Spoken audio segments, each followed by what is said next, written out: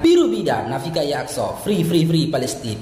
Assalamualaikum warahmatullahi wabarakatuh. A'udzu billahi minasy syaithanir rajim.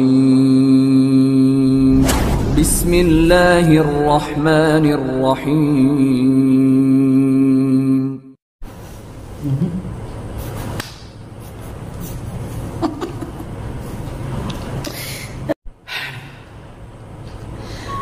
Sudah berkali-kali ya Bang Farouk menyampaikan kepada kalian ya supaya kalian pelajari dulu kitab kalian yang benar. Jangan hanya modal narasi dan asumsi yang akhirnya mempermalukan kalian sendiri, bro. Halo Bang Singa Yudo, di sini kamu bernarasi bahwasanya Yesus adalah pemberi wahyu. Para rasul atau murid Yesus adalah penerima wahyu, lalu dituliskannya seperti yang ada dalam Alkitab Perjanjian Baru. Bang Farouk mewartakan kepadamu yang tertulis dalam Wahyu 1 ayat 1. Inilah wahyu Yesus Kristus yang dikaruniakan Allah kepadanya, supaya ditunjukkannya kepada hamba-hambanya apa yang harus segera terjadi. Ingat ya, inilah wahyu Yesus Kristus yang dikaruniakan Allah kepadanya, yang dikaruniakan Allah kepadanya. Jadi berdasarkan surat Wahyu 1 ayat 1 itu jelas dikatakan bahwasanya Yesus itu menerima wahyu dari Allah. Bukan Yesus memberi wahyu kepada para sahabatnya. Ngerti nggak, bro?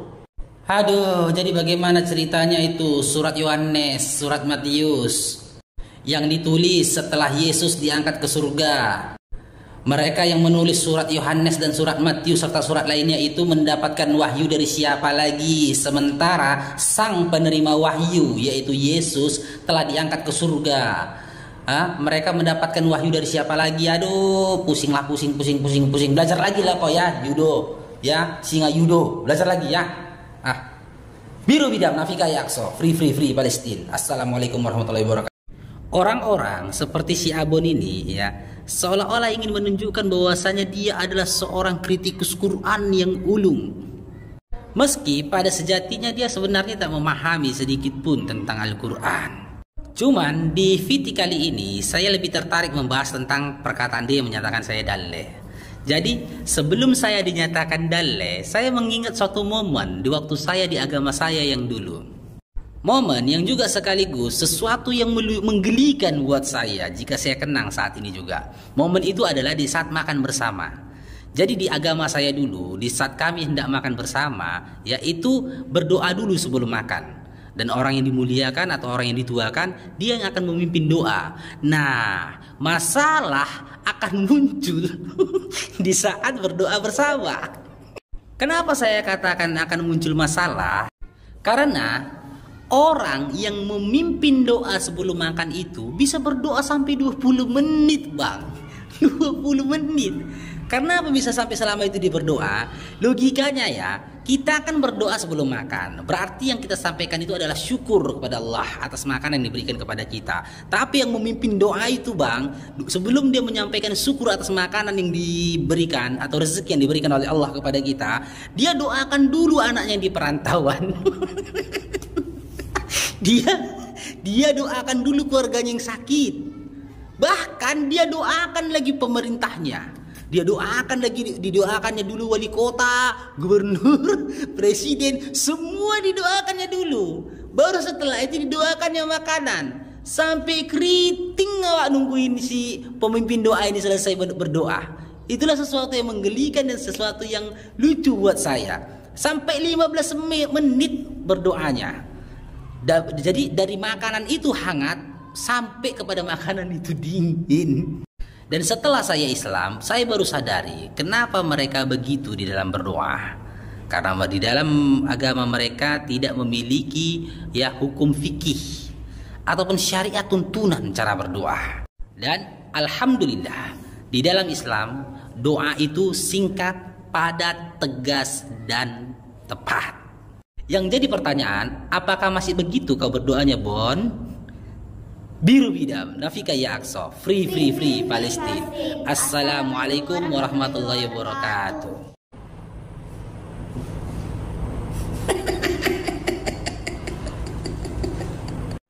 Bang Janus Hutagaol, lain kali kalau membuat komentar ya itu sertakan dalilnya, tertulis di mana ya. Karena apa yang Anda tulis itu bertolak belakang dengan Bilangan 32 ayat 13. Di situ tertulis, sebab itu bangkitlah murka Tuhan kepada orang Israel. Bangkitlah murka Tuhan kepada orang Israel, sehingga ia membuat mereka mengembara di padang gurun 40 tahun lamanya, sampai habis mati segenap angkatan yang telah berbuat jahat di mata Tuhan. Yang kedua, di dalam Hakim-Hakim 10 ayat 7, lalu bangkitlah murka Tuhan terhadap orang Israel, dan ia menyerahkan mereka ke dalam tangan orang Filistin dan Bani Amon. Jadi dengan kata lain, komentarmu ini Bang Janus menunjukkan ya kebodohanmu, ketidaktahuanmu tentang kitabmu sendiri. Jadi mulai sekarang jangan kuar-kuar lagi bahwasanya bangsa Israel adalah bangsa pilihan Allah. Biru bidam nafika ya aqsa, free Palestina. Assalamualaikum warahmatullahi wabarakatuh. Kurang ajarnya umat non-muslim di zaman sekarang. Mereka berani mengkritik Al-Quran, sementara mereka sendiri nggak bisa membaca Al-Quran dengan tajwid yang benar. Perlu kita ketahui bahwasanya Nabi Muhammad SAW saat menerima wahyu ataupun Al-Quran terlebih dahulu bertalaki atau membenarkan bacaannya dulu kepada malaikat Jibril alaihissalam sebelum disampaikan kepada sahabat atau umat pada saat itu. Dan sebelum ditulis oleh sahabat, wahyu ataupun ayat Al-Quran ditalaki dahulu oleh para sahabat kepada Nabi. Saya sendiri sudah lebih dari 7 tahun belajar atau tahsin untuk memperbaiki bacaan Al-Quran dengan tajwid, dengan guru tajwid yang bersanad sampai kepada Nabi Muhammad SAW. Jika bisa menyampaikan aspirasi kepada pemimpin negeri ini, mohon kepada pemimpin negeri ini agar memberikan hukuman ataupun sanksi yang tegas kepada orang-orang yang mengkritik Al-Quran sementara dia sendiri tidak bisa membaca Al-Quran dengan tajwid yang benar. Karena Al-Quran sejatinya adalah kalamullah. Jika kesalahan dalam membaca surat presiden saja bisa menghadirkan keributan di negeri tersebut, maka kehancuran yang lebih besar akan terjadi di atas bumi ini jika ada makhluk yang sembarangan membaca firman Allah. Dan dimohon kepada saudara-saudaraku muslim agar meneruskan dan membagikan video ini agar sampai ke pemimpin negeri ini guna menjadi bahan buat mereka agar menerbitkan undang-undang yang bisa memberikan sanksi berat buat para kritikus Al-Quran yang sejatinya nggak bisa membaca Al-Quran dengan tajwid yang benar. Dan wahai pemimpin negeri, jika Anda beragama Islam, kelak kau akan dimintai pertanggungjawaban atas kepemimpinanmu terhadap rakyatmu. Dan jauh lebih penting, kau akan dimintai pertanggungjawaban soal bagaimana sikapmu terhadap orang-orang yang mencoba merendahkan Al-Quran. Oleh karena itu, hukuman seberat-beratnya adalah sesuatu yang pantas diberikan kepada orang-orang yang mengkritik Al-Quran sementara dia sendiri tidak bisa membaca Al-Quran dengan tajwid yang benar. Karena jika Al-Quran dikritik dengan terjemahannya, maka hasilnya seperti ini. Mereka akan memotong-motong ayat dan menafsirkan Al-Quran sesuai dengan hawa nafsunya dan keinginannya. Dan untukmu saudara-saudaraku apologet, jangan gubris orang-orang yang hendak mengkritik Al-Quran jika si pengkritik itu tidak bisa membaca Al-Quran dengan tajwid yang benar. Jika kau ingin mengkritik Al-Quran, kau belajar dulu cara membaca Al-Quran dengan tajwid yang benar.